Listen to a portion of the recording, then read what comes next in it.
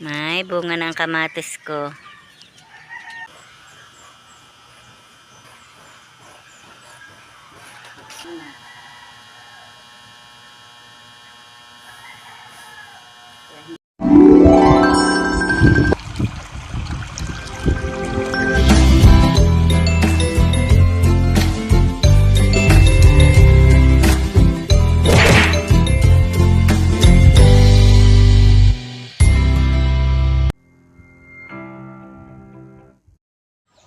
Magandang tanghali po, panibagong vlog na naman po tayo ngayon at maya maya po si Camille naririto na, ay ako po nagsaing at pagdating po niya kakain po yun. Habang ako po nagpapahinga ng kaunti at medyo po ako napagod din sa aking ginawa. Nag-atang pa po ako doon sa aking pamangkin ng sako. May kinuha po dito.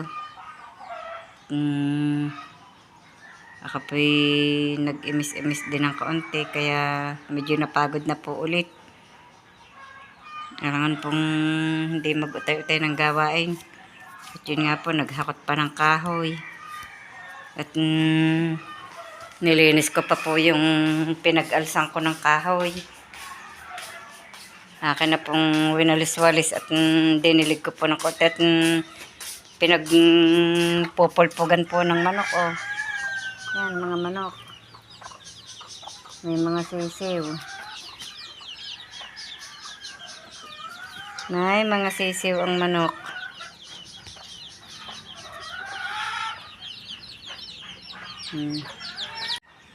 Ayun na po ulit yung dinilig ko uminit na po ulit. Kaya hindi ko na po isinilong yung aking binilod na kalamyas.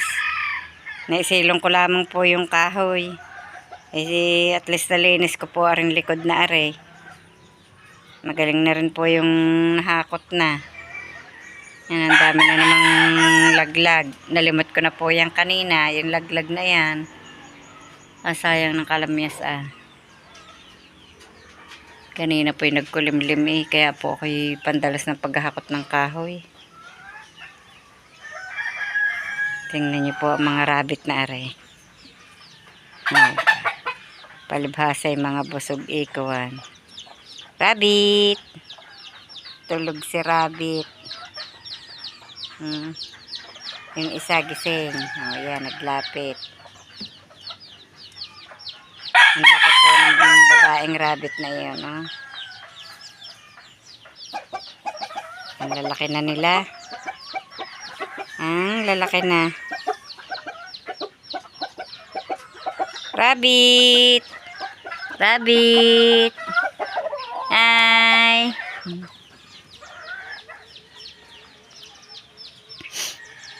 Ang akin pong kalamansi din may buko na po ulit. Naglawad po at namatay po yung santol na yun. Ang dami po ng buko. May mga buko. Ngayon po namunga na rin yung itaas na bandang iyon. Nalaki-laki na po ang puno ko ng kalamansi. May kamatis po din diyan. Yun. May bunga na. May bunga na ang kamatis. Kalamansi. Kamatis po. Ayan may bunga na.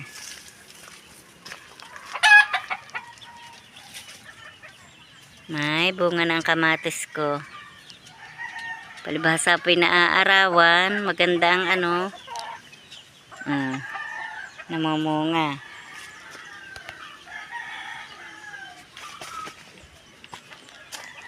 Narito po ako sa likod bahay. Mikot. Kaya ayun. May silid din po din ang dami ng bunga. Yan. Pinanay na. Ang dami ng bunga. Hilaw pa nga pulaang. Nagkaroon na ng gapang na bagin, kundi po bunutin. Makakanlungan ang Matatalo po aring sili.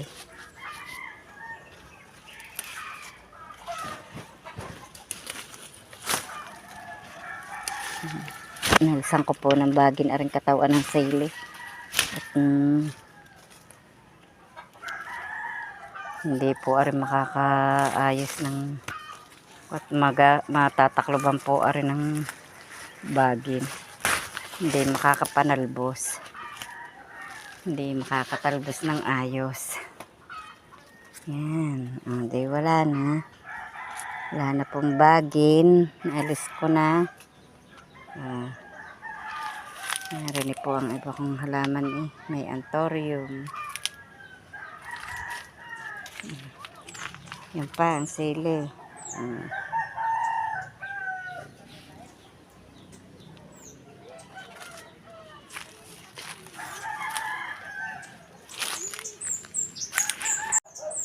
Wow. Ang dami ng bulaklak. Bulaklak po yan ng butterfly. Nagbukahan na. Ganda talaga ng mga bulaklak. Gaganda talaga ng mga bulaklak, oh.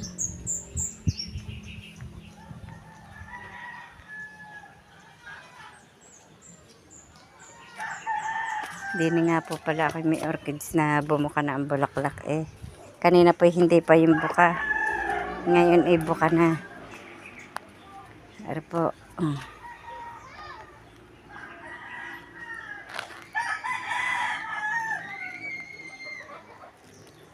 Yan po yung nakalawit.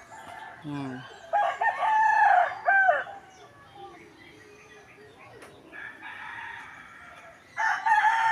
Nagbulaklakan ulit.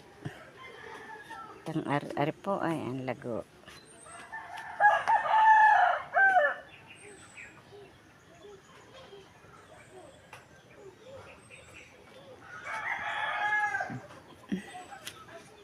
Yan pa.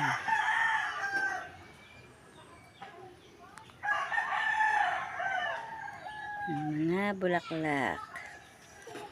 Ang gaganda. Pula ang kulay. Ang parang katakataka. Nga pala ay nakanlong doon. Nasanggahan na. Kaya rin mailagay. Dini. Yan.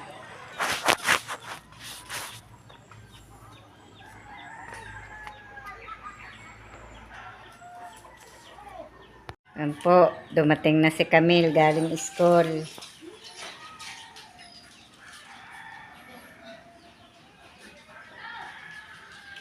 Bibihis po muna. Burnok, ba't ka nandiyan? Burnok. Oy. Burnok. Oy. Burnok. Yes. Dadais pa. Nainggit si Concho sa iyo.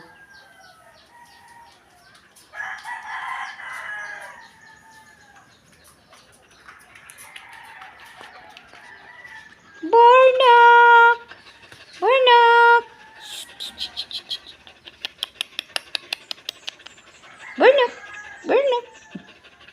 Tingnan niyo po ang mata ni Burnok. Hoy, humiga na. Si Burnok.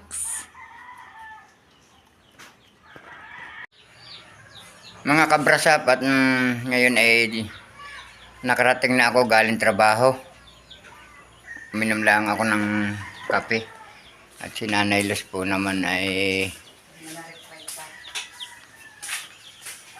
hinakot na po ni Nanay Luz yung aking sinibak na kahoy. Kaya po hinakot na nagdilim daw po ng ulan baka pa mabasa. Walang daig ang ininit na tubig ni Nanay Luz.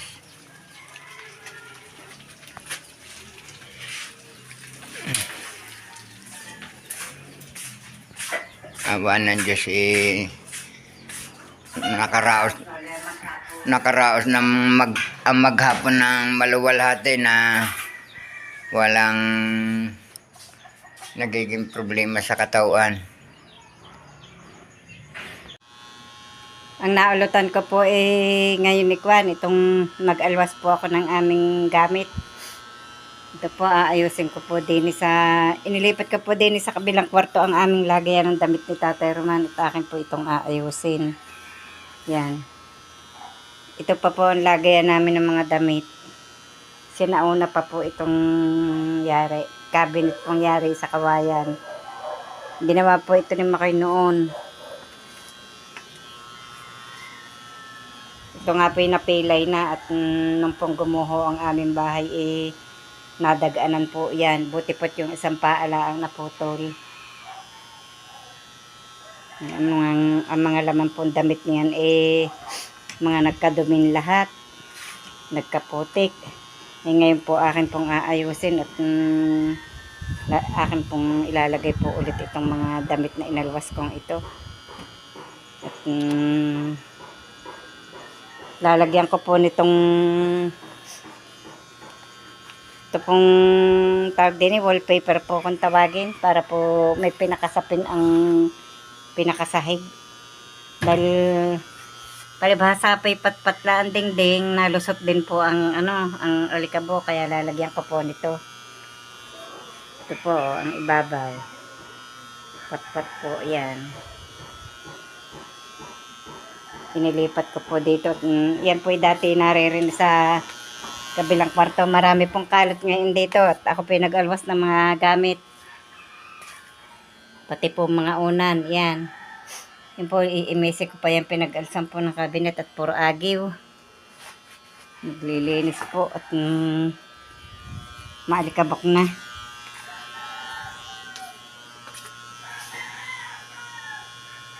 Ayos muna ng mga dapat ayusin. Maglalagay po tayo nito sa cabinet para po maganda-gandang tingnan.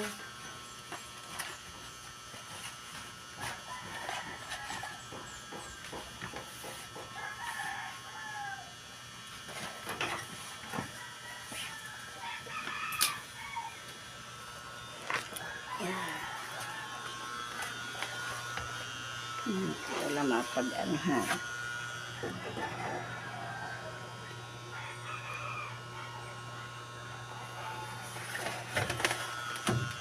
Dapat niyatay din. Hindi kita.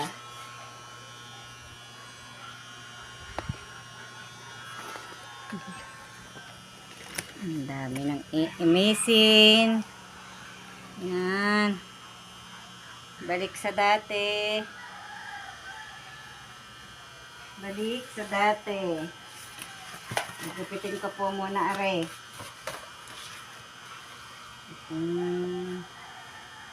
Para po pantay.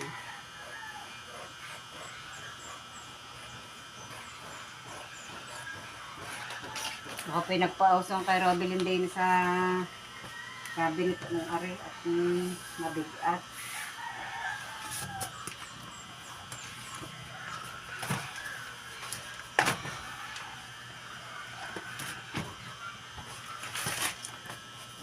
Kasi aray. Nakipot pala. Ay, hindi.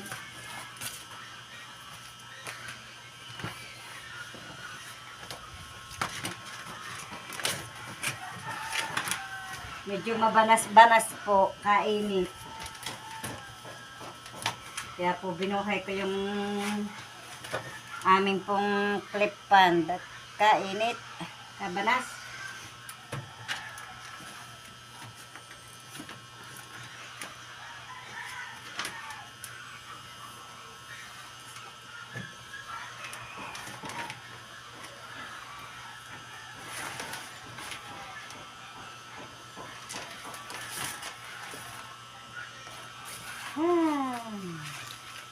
Banas.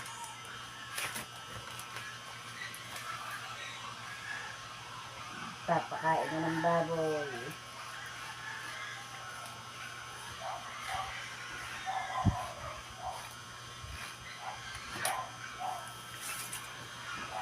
Ito po ay idinidikit. Wallpaper po ito. Ito yung may pangkapit.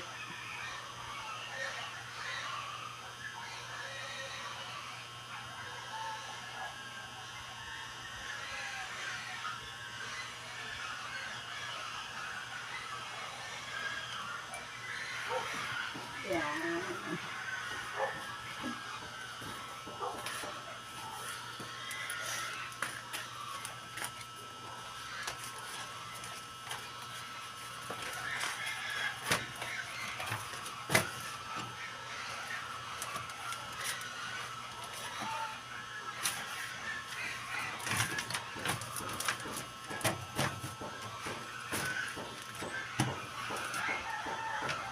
Kung ano na po masinterang gawain. Kanina po ako naroon sa baba. Kina Robilin po doon. Ako po nag-ipon ng gawaing walis. Dahil yung pong niyog pong nasa tabi ng kubo pinaputol na.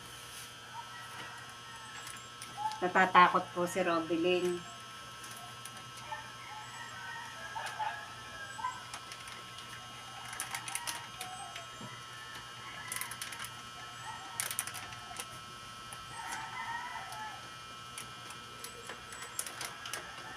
Nagkataon naman pong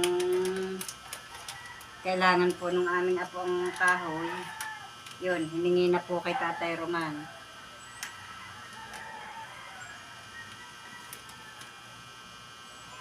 Si Tatay Roman po yung mabait, ibinigay nga.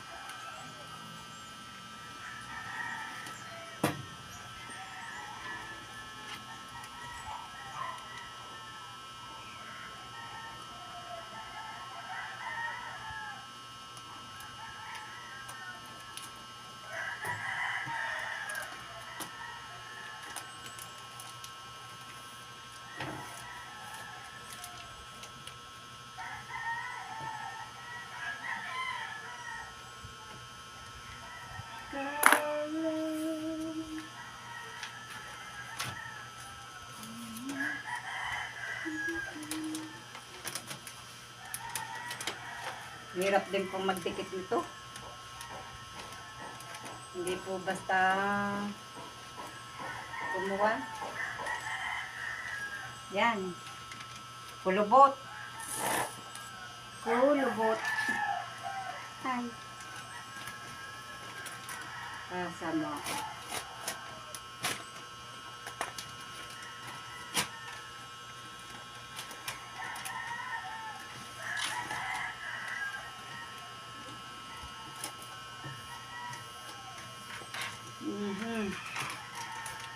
Hirap din pong magkabit.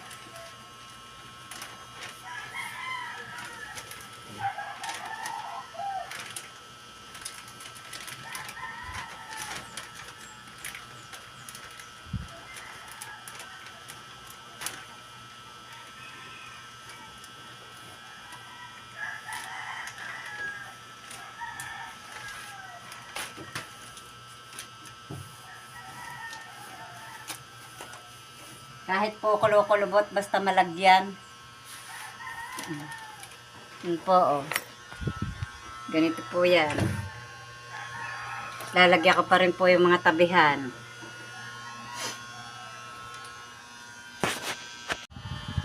At yan nga po, ang dami kong kalat ngayon dito sa loob. Mga papel. Dahil po tinanggal ko po yan dito dinikit ko po dito sa cabinet. At ngayon po, ayan na po ang hitsura ng cabinet, oh. Nadikitan ko na po ng wallpaper. Hindi po lamang ayos ang kakabit at medyo kulubot po yung iba. Hirap pong magdikit. Hindi pa dapat kumapit, nadikit na. Ang loob po meron din. Oh. Yan. Ilagyan ko rin po ang loob. Para po maayos lagyan ng mga damit. Para maganda-gandang tingnan. Lagyan ko rin po yung ibabaw, tsaka po yung mga tagiliran. Yan. Nag-iba na po ang ang cabinet. Kawayan po yan. Nilagyan ko po lamang ng wallpaper. Kaya ang dami ko pong kalat dito sa loob. At ngayon naman po aayusin ko po itong mga damit. Ilalagay ko po doon sa cabinet. Papatas ko na po uli. Ang daming trabaho.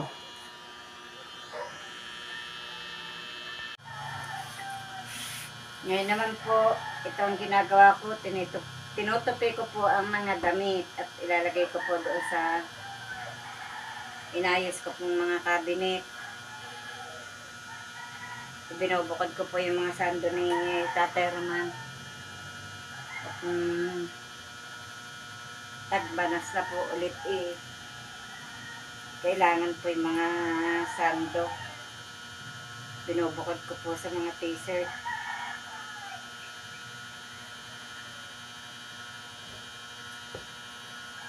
Saka po itong kanyang mga panarbahong yung pong long sleeve. Binubukod ko rin po para po hindi mahirapan ng paghahanap. At pag si Tatay Roman po nakuha ng kanyang damit, ituan. Para pong pinaghabulan ng pusa at baga sa gulo.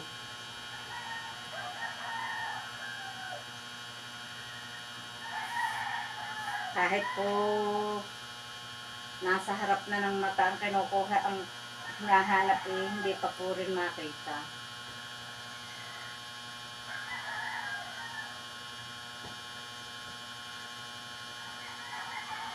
Ang kanyang mga habang kamay.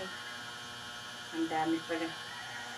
Ano ba, ari? Parang pangalan ng anong ari? Ay, DLN. DLN. Yung mga pangalan. Kaya po kailangan po ito sa kanyang trabaho. Mga long sleeve. Mahal pa rin naman po pagka bibili. At higit pong 100 din ang isa.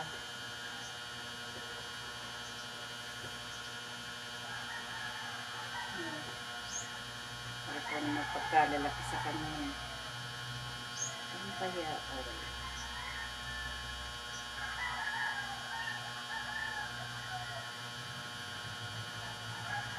Ay, diyaw.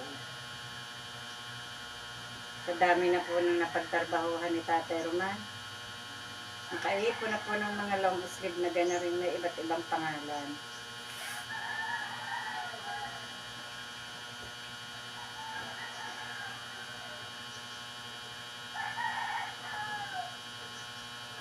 Ang iba po ikuwan. Ito po siya nagtatrabaho pa po sa Maynila.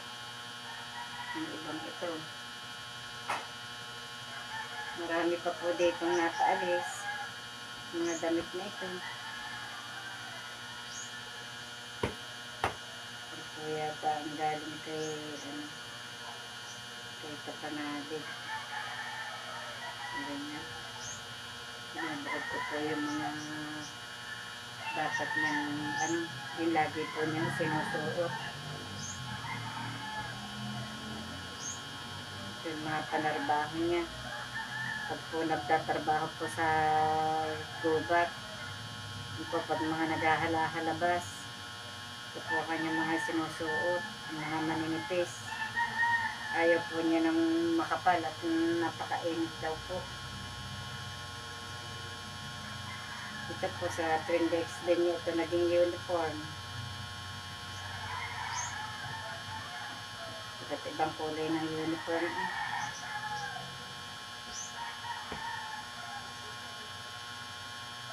Hindi pala ang damit na pang-alis ni Tatay na kung ihahangir.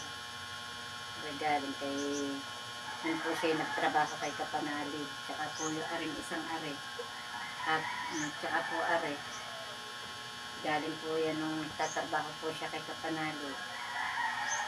May kulay orange pa po, are. Yung siya po yung nagtrabaho doon. Are po yung maganda. May kubong po sa ulo.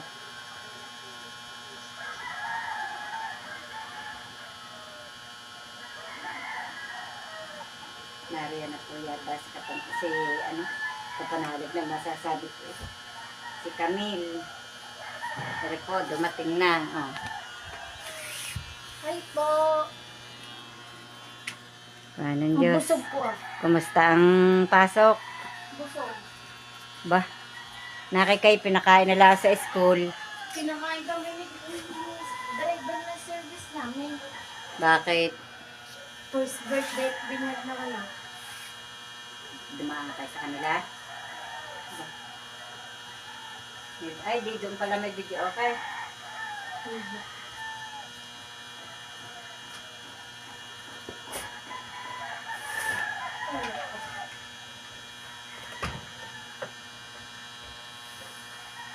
Doon pala ako nakakarinig ng video, okay? Kami nang nakain. Sana all, kusog. Nagsahin pa akong madali at gawa mo. Kakainin na natin yung mamayang gabi. Hindi na po magsasaing mamayang gabi. At ako po yung nagsahin at dahil ni Camille ito ibusog daw po. Pinakain daw po ng driver ng service nila. Binyag birthday daw po nung anak. Kaya hindi na po kami magsasaing mamaya. Masasaing na po.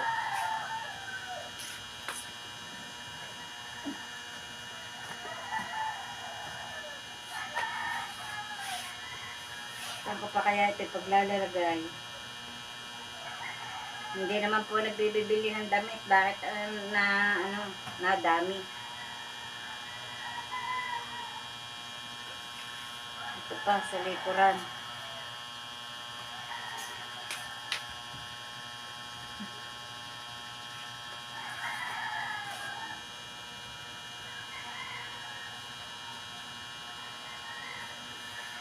Saan doon ni Tatay Roman?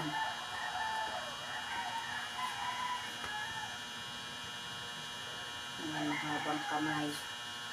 Kaya ito mailagay.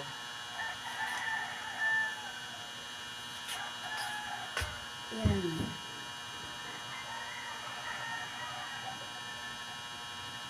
Kailangan po hindi ilagay ng ayos din eh.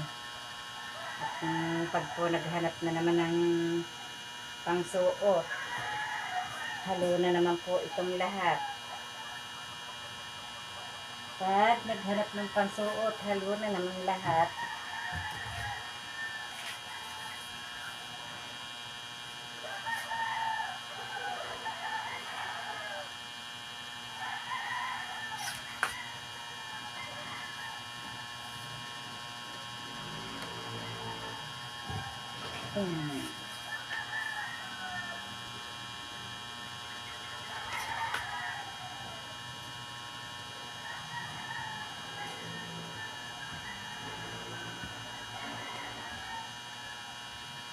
Dapat pala ang mahabang kamay din sa kabila. Para Hindi nakita kayo sa Bernanay? i-divide na dyan sa ibabaw ng foam.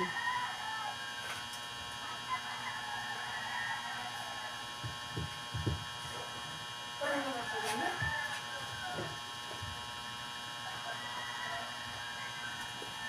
Kumain na kaya? Na? Kumain na kaya? Ay, kumain na. At yan nga po, natapos ko na po itong ayusin, yung pong cabinet na nilagyan ko po ng wallpaper. At na ibalik ko na po muli ang mga damit, naayos ko na po ang patas. Kaya hanggang dito na lamang po munang muli ang aming vlog. Maraming salamat po sa patuloy niyo pong pagsubaybay hanggang sa dulo ng aming vlog. Saan man kayo naroroon, mag-iingat po kayong palagi. Bye-bye and God bless.